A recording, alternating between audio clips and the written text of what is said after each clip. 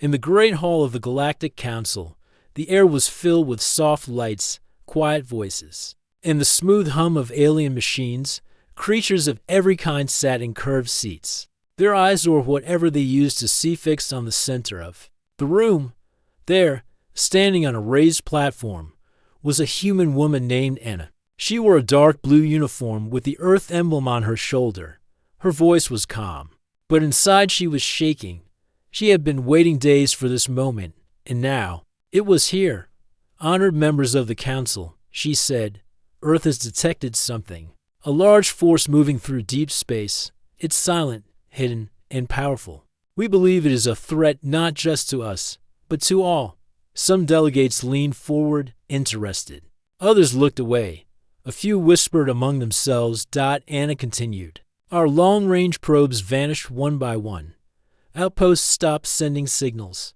We sent a scout ship, and it barely returned. The captain said there was nothing, only silence. Then something huge appeared, and they ran. She showed a brief recording. The screen behind her flickered, showing a blur of stars. Then a dark shape, massive, cold, not like anything humans had seen before. It lasted only seconds, and it took a breath. We asked for support, a combined force. We need to prepare. The silence in the room lasted a little too long. Then a tall being with silver skin stood. His voice was soft but sharp. You say this is a threat to all, but it is only near human space. Perhaps it is your enemy alone. Another delegate, from a water-based world, clicked her teeth. Earth is young among us, too quick to fear, always ready to fight. Anna looked around. This is not fear. This is warning. We don't want war. We want to stop one before it starts. The council chair, an old being with many eyes, nodded slowly. We will review the data. A vote will be held. That was it. The vote happened later that day. The council decided not to act. No support, no ships, no help. When Anna heard the result, she said nothing. She only lowered her eyes and walked out of the hall. She didn't cry. Not there. But she felt a deep cold in her chest. Back on her ship, she contacted Earth. The signal opened, and a man appeared on the screen. He had a strong face, a gray beard, and eyes that had seen war. This was Commander Luis, leader of Earth's defense fleet. They said no, didn't they? He asked. Anna nodded. They don't believe us, or maybe they do, and they're hiding something. Luis didn't look surprised. I've already started calling in the ships. Colonies are sending reinforcements. The fleet will gather in solar orbit within 10 days. Anna leaned forward. Luis, I found something strange. Hidden records deep in the council archives. Parts are locked. I think they know more than they said. Then find out, Luis said. Because if they betrayed us, I need to know who I'm really fighting. Anna ended the call and sat back in her seat. She looked out the window at the stars. They looked peaceful, but she knew better. Somewhere out there, something was coming. The next day, in orbit around Earth, ships began to arrive. Long, sleek cruisers from the Luna shipyards, heavy gunships from the Mars foundries, small fighter wings from the Belt colonies. Each ship flew the Earth banner. Together, they formed the human defense fleet. Luis stood on the bridge of the horizon, the largest and strongest warship humans had built. Round him, officers moved quickly, giving orders and checking systems. The ship felt alive. Status of the fleet? Luis asked. His second in command, Tom, replied, 70% in position. The rest are on the way. Weapons charged. All systems green. Luis nodded. Good. We're not waiting to be saved. We're saving ourselves. On the outer edge of human space, trouble was already near. 2 deep space freighters had vanished the day before. No trace, no signal. Just gone. And then came something worse. A patrol ship found floating. Crew missing. Systems cold. Like it had never been touched by hands again. Luis stared at the image. This isn't a war. This is a warning. In the far side of the galaxy. Anna worked deep inside the Council's data archives. She had used old codes. Ones given to her when Earth first joined the Council. Now she used them to dig. Hours passed. Her fingers moved fast. Symbols and alien words flashed across the screen. Then something appeared. A name, a file, locked. She bypassed the lock. Her heart beat faster. Inside was a message between two High Council members. One of them was Vril, a being known for his calm voice and quiet power. The message was short but clear. Let them face it alone. The humans are too bold. If this force removes them, so be it. The rest of us will be safe. Anna sat still. She read it again. And again. She had been right. The Council hadn't just ignored Earth. They had decided to let Earth fall. On purpose. She downloaded the file and sent it to Luis with a single line. We were betrayed. Luis stood on the command deck when the message arrived. He read the words. He said nothing for a long time. Then he turned to Tom. Begin new orders. Defense turns to preparation. Tom looked confused. Preparation for what? Luis looked at the stars on the screen. For what comes after we survive. For when it's our turn to speak. Far beyond the edge of Earth's maps, a dark fleet moved through space, silent, without lights, without sound. It moved like a shadow across. The stars dot, and it was coming. The space around Earth grew busy. Ships of all sizes flew across the system. The human defense fleet was growing faster than ever. Fighters moved in squads. Cruisers ran drills, and cargo ships brought supplies from every colony on the bridge of the horizon. Commander Luis watched a map filled with blinking lights. Each one was a human ship. He crossed his arms, deep in thought. His second in command, Tom, looked up from a screen. Fleet numbers now at 95%. All main colonies have sent their strongest ships. Luis gave a short nod. We'll need every one of them. Tom lowered his voice. Still no word from the Council. Luis shook his head. We know where they stand. A young officer at the side spoke up. Sir. Long-range sensors picked up something strange near the edge of the Vega line. Scout drone went dark. Luis stepped forward. Send another. Armed this time. The officer nodded and tapped commands into her console. Luis turned to the window. The stars looked calm, but he had been in space long enough to feel when something was wrong. His gut told him this wasn't a normal threat. This was something new. Far away, deep in Council space. Anna moved through the lower levels of the archives. She wore a long gray cloak and walked with care. The Council guards didn't often come here, but she still felt nervous. She had already shared one secret file with Luis, but now she needed more. The message she found proved the Council let Earth face the enemy alone, but she wanted to know why. In a quiet room, Anna sat at a small terminal. She used a special code that Rain, a helpful smuggler, had given her. It worked. Files appeared. One showed a meeting between several top Council members.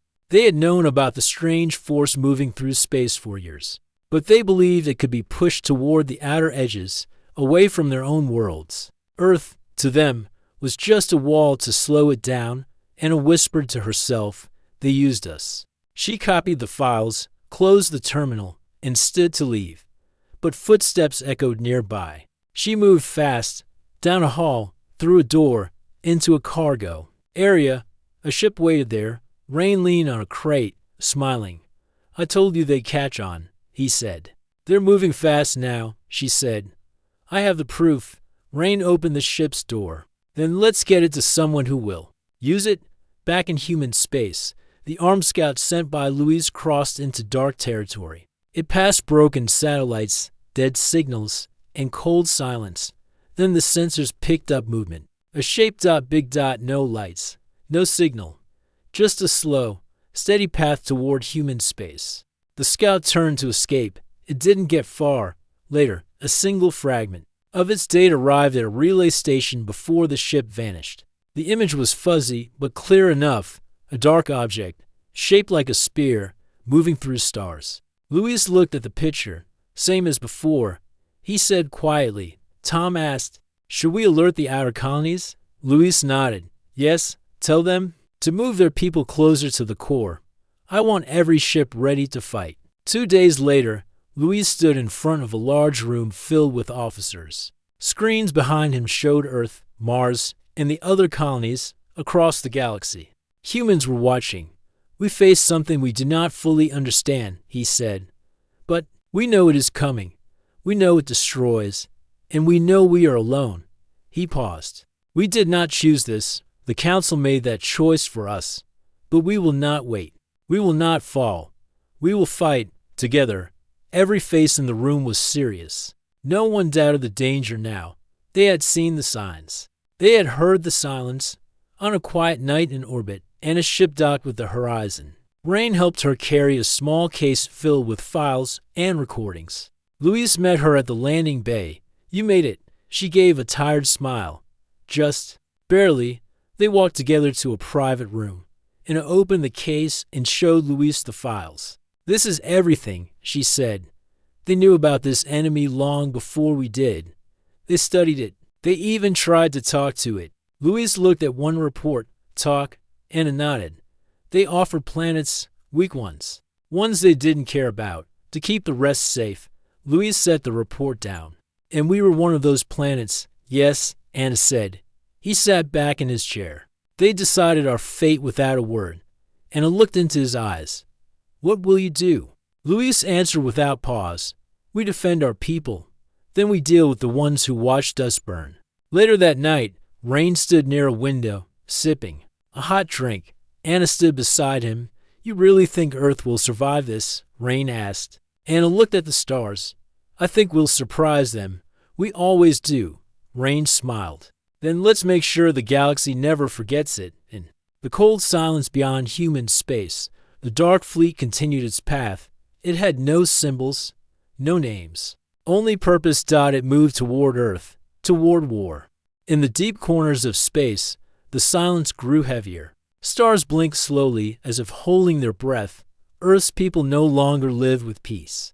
They lived with preparation. Commander Louise stood on the bridge of the horizon, Earth's strongest warship, as reports came in from every side of human territory. Colony stations were now fully armed.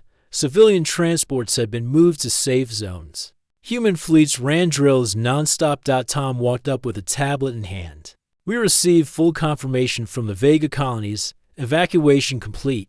Ships in orbit. Louise took the tablet. His eyes scanned the report, then shifted toward the stars outside the ship's window. We've done all we can to prepare, Louise said. Now we wait. But how long? Tom asked. Louise didn't answer. His thoughts were already elsewhere, far from the fleet, inside a hidden station orbiting a forgotten council moon. Anna faced the truth head-on. She sat across from Vril, the tall, cold-eyed council member who once voted against Earth. He wore the gray and gold robes of the inner circle. His voice was quiet, almost kind. You shouldn't have come here, Anna, he said. She met his eyes. I had to know. From you, Vril sighed. Humans move fast. You rise too quickly. You scare the older races. They don't say it, but I will. Anna's jaw tightened. That's no reason to throw us to an enemy. Vril didn't blink. We didn't throw you. We simply stepped aside. There's a difference. Anna pulled a small recorder from her coat. You made a deal. With them, with the Dark Fleet. You gave them permission to pass through. Vril didn't look surprised. You already knew. That's why you're here. I want your words recorded, Anna said, so the galaxy hears them. Vril leaned forward, then listened carefully. The council feared what would come. We believed we had to protect the majority. Earth was only one world. You betrayed us. We made a choice. Anna stood. So will we. She left the room, heart burning with anger and sadness. She had her proof. She would take it back to Louise.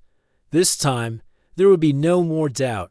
Back aboard the horizon, Louise studied the latest images from deep space sensors. The dark shapes had moved closer. Still silent, still no signals. But now, closer than ever. Before. Tom stood beside him. They'll reach the outer colonies in 3 days. Louise turned slowly. Then it's time we show them we're not just waiting. Tom blinked. You want to strike first? Louise nodded. Not to destroy. Just to send a message. They're not the only ones watching. Louise sent orders to 2 light cruiser groups. They were to move close to the enemy's path and record every movement. They were not to engage. Unless attacked. Let's see what this enemy does when we don't run. Luis said. Later that day, Anne arrived back on the horizon. She met Luis in his private command room, where she placed the small recorder on the table between them. That's his voice, Anna said. Virl admits everything. The council made a deal. Earth was the price. Luis picked up the recorder. He listened in silence as Virl's words played. When it ended, he placed it down gently. This changes everything, Luis said. Anna nodded. We need to tell everyone. Luis stared at the recorder for a moment. No, not yet. First, I want them to see what humans can do. Then we let them hear what the council did. Anna watched his eyes. They were calm, but there was something deeper behind them. A storm waiting. To days passed. The Dark Fleet entered the Vega border, silent, unstoppable. It passed the remains of a mining station. No response, no interest, just forward motion. Then the human cruisers appeared, sleek and sharp, Earth-made. They held their ground. Their lights flashed encoded signals, warnings. Warnings the dark ships ignored. Suddenly, one of the enemy ships turned. It opened fire. But the human captains were ready. The cruisers dodged and retreated, sending full data back to command. The battle was short, and the damage to the humans was light. But now they knew something clear. The enemy had no interest in talking. Luis called a high command meeting aboard the Horizon. Screens showed the Dark Fleet, the recordings of the attack, and Virl's voice. When the meeting ended, no one argued. Everyone agreed. Luis stood at the front. We are alone. We cannot trust the council. But we are not weak.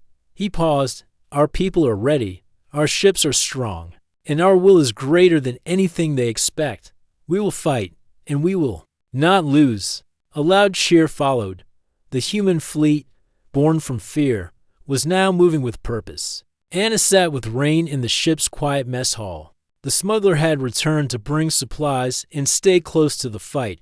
You sure you want to be in the middle of this? Anna asked. Rain laughed softly. The middle is where the stories come from. Anna smiled, then looked serious. This isn't just a fight for Earth. This is a fight for truth. They tried to leave us behind. Rain leaned forward. Then let's make sure we're the ones writing what comes next, out in space. The human fleet began to move. The Horizon led the center line.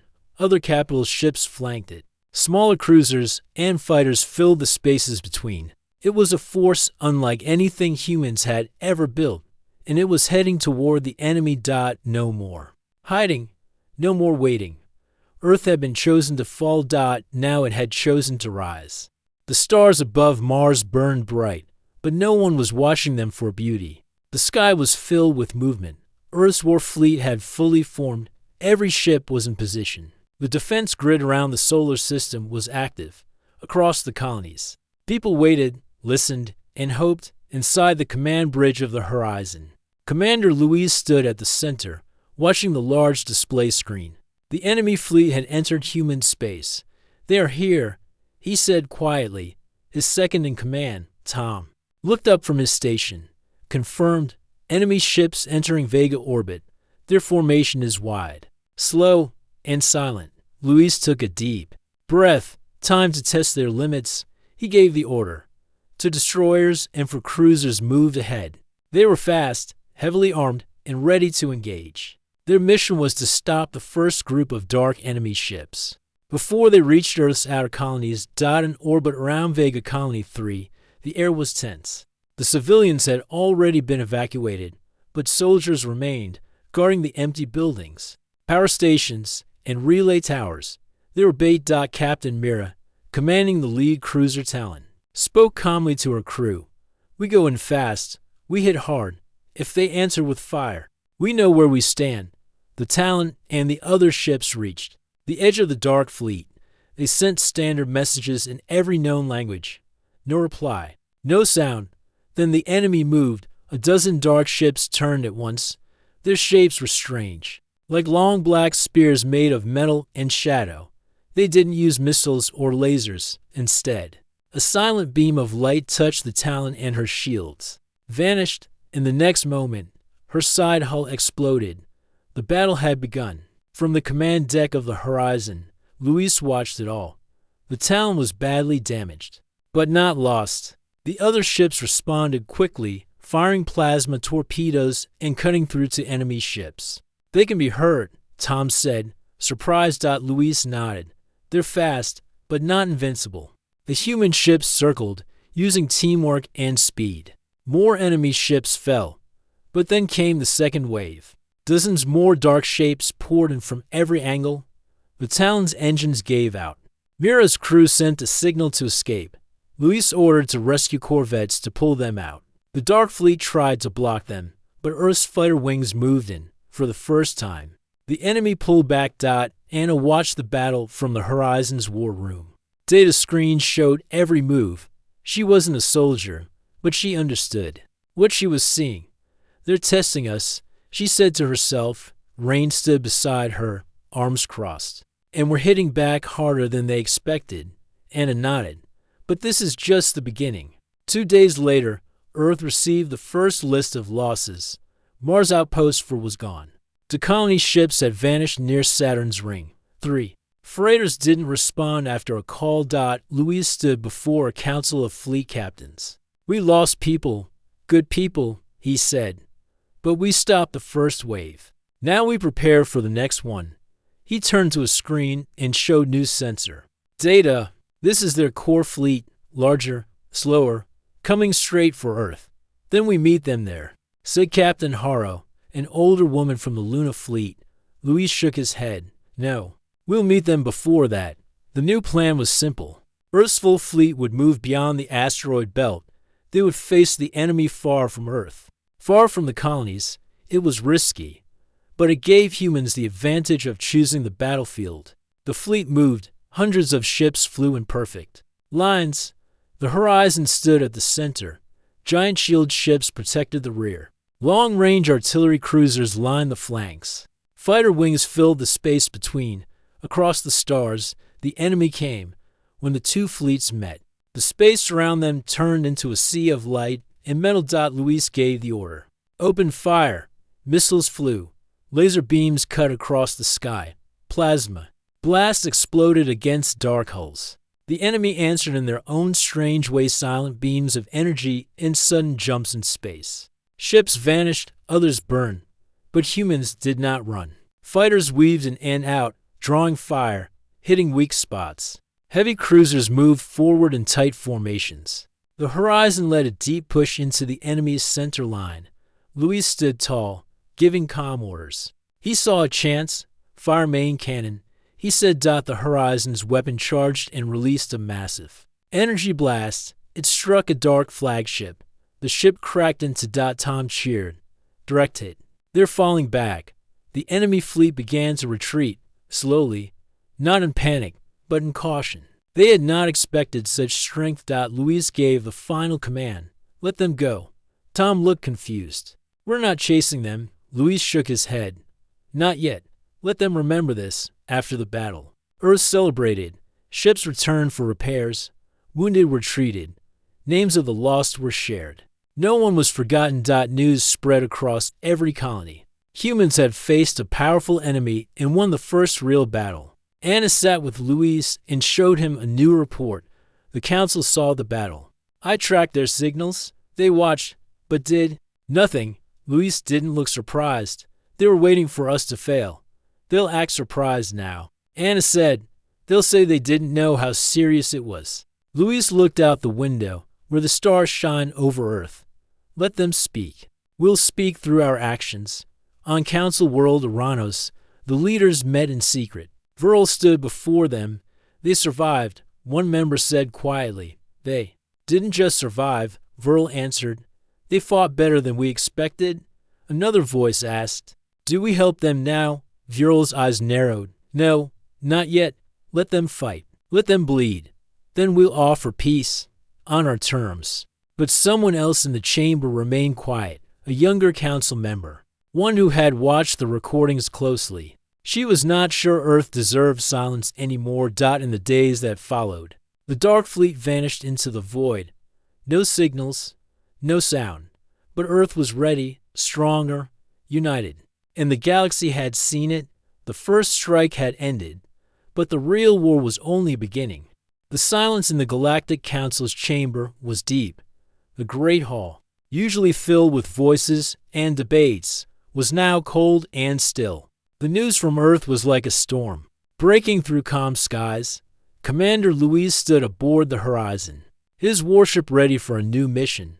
Round him, the human fleet was gathering strength. More ships joined every day. They had a purpose now, not just to defend, but to demand answers. Luis sent a message to every council member. The words were clear: "You left us to fall. Now we come to speak for ourselves." No one expected what came next. In the heart of council space, in the city of Oranos, council members prepared for the worst. The halls buzzed with tension. Viral paced in a private chamber, staring at the holomap of human systems. Luis has declared war. Viral said to himself. Another voice entered the room. It was Mara, a young council member who had watched Earth's rise with a growing respect. We're the answer?" she asked quietly. Viral looked at her. "They will not stop until they get justice. We chose silence. Now we must face fire." Luis gathered his closest officers in the command room. Anna stood beside him, her eyes steady. "Our fleet will move toward the council worlds," Luis said. "We strike only where necessary. No innocent lives will be harmed. This is a message." Tom frowned. "A message of war." Luis nodded. "A message of truth. They betrayed us. Now the galaxy will hear our voice." The human fleet moved like a river of steel and light through the stars. The ships traveled fast, avoiding patrols, slipping past defenses. Luis led from the front, calm but determined. As they entered council space, alarms rang across the alien cities. The council scrambled forces to meet the unexpected arrival. The first target was a communications hub near the planet Oranos.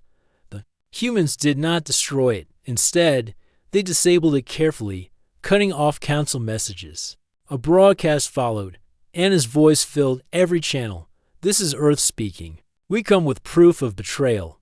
We ask for peace through honesty. The council left us to die. Now we bring the truth to light." The council world fell silent. Council members gathered urgently. Viral stood before the assembly. "We face a force born from our own mistake. We must act," Mars spoke again, "or we must listen." The humans show strength, but also mercy. Some elders nodded, but many were afraid. Outside the chamber, citizens watched the broadcast. Some whispered, some wept. The truth was clear. The council had failed its own. Luis ordered the fleet to hold position near Oranos. They would wait for a response. Hours passed. Then, a message came from the council chair. "We hear you, Earth. We are ready to talk." Luis smiled. "This is the first step, and a step forward.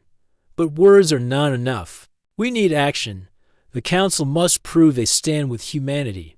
Over the next days, Anna and Luis met with council leaders. The talks were tense but honest. The council agreed to open archives and share information about the Dark Fleet. In return, Earth agreed to slow its military actions. The galaxy watched closely. This was the moment when old wounds could begin to heal. But even as peace talks moved forward, the Dark Fleet loomed in the distance, silent and waiting.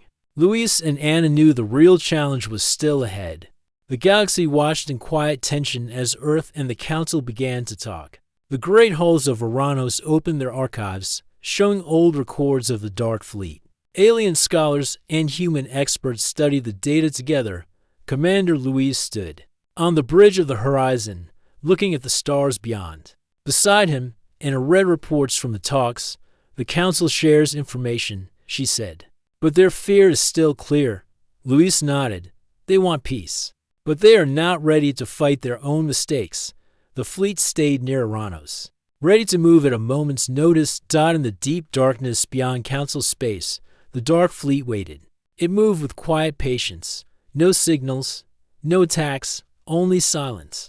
But the humans did not trust the calm. Luis ordered scouts to search the edges of known space. Every probe, every fighter, every drone scanned for signs of movement. Days passed. Then a signal. A distress call from a small colony near the outer rim. The colony was under attack. Luis and his fleet raced to the colony. They arrived to find the station burning. The Dark Fleet had struck suddenly. The battle was fierce. Human ships fought hard to protect the colony's refugees. Fighters weaved between enemy beams. Cruisers blasted shields and armor. Slowly, the humans pushed the enemy back. The Dark Fleet retreated, leaving behind broken ships and silence. Luis looked at the wreckage. This fight is far from over. Back at Aranos, the council met again. The attack shocked many. Virl spoke grimly. The fleet grows impatient. They will not wait forever. Mar disagreed. We must find another way. War will only bring more pain. But the council was divided. Some wanted to help Earth fully. Others feared the cost. The silence between worlds grew heavier. On the horizon, Anna and Luis planned their next move. We need to protect every colony, Luis said. But we also need to show the galaxy humanity can lead. Anna agreed. Let's form an alliance, not just for war, but for peace. They reached out to other races, those who had stayed silent during Earth's betrayal. Some responded with hope. A new council began to form, build on trust and respect. As the new alliance grew stronger, the Dark Fleet moved again. This time, they attacked the edge of human space with greater force. The human fleet met them quickly. The battle was longer, harder. Ships on both sides took damage. But humans fought with heart. They fought to protect their homes and their future. After days of fighting, the Dark Fleet retreated once more. The cost was high, but the message was clear. Humans would not be silenced. The council watched the news and the reports. They saw the strength of the new alliance. Mars spoke to the assembly. Humanity has shown us what courage means. We must listen to their voice. The silence ends here. Slowly, the old council changed. They reached out to Earth. They offered help, but Luis and Anna knew trust must be earned. The silence had fallen. Now it was time to build something new. The stars above the new alliance shone bright. After years of fighting and silence, Earth and its allies stood strong. The galaxy had changed, and humanity was no longer a silent voice, begging for help. Now, humans spoke with power and respect. Commander. Luis stood on the deck of the horizon, looking out at the ships that formed the heart of the new fleet. Each one bore the flags of many worlds united for peace and defense. Anna walked beside him. We have come far, Luis nodded, but the journey is just beginning. The council, once powerful and proud, was now a shadow of its former self. Many of its members had left or stepped down. Their towers stood empty, silent reminders of a time when they ignored Earth's pleas. The new alliance did not seek revenge. Instead, it built bridges. Luis and Anna traveled from world to world, meeting leaders, sharing stories, and promising a future where no world would be left alone again. One evening, on a quiet planet near the edge of human space, Luis spoke to a group of young officers. His voice was calm but full of hope. We fought because we had to. We fought because we were betrayed. But now, we build. We build so no one will ever feel alone again. A young officer raised his hand. Commander, what if the council tries to come back? Luis smiled. They can try.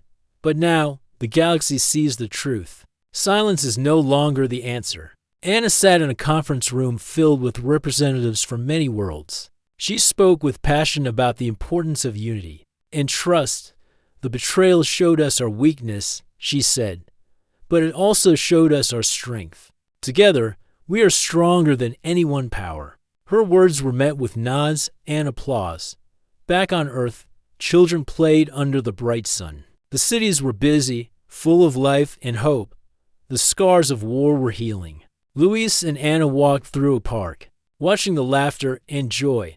This is why we fought, Luis said softly. For this future, Anna smiled, and for the silence we never want again, far away. On the empty towers of the old council, no one answered the calls. No voices returned. The silence was complete, but the galaxy moved forward, with Earth and its allies leading the way. The story of humanity's betrayal, fight, and rise was told across the stars. It became a lesson that trust must be earned. And courage can change fate. Luis and Anna knew their work was not done. The galaxy was vast and full of unknowns, but they faced the future with strength, hope, and a new order built on respect.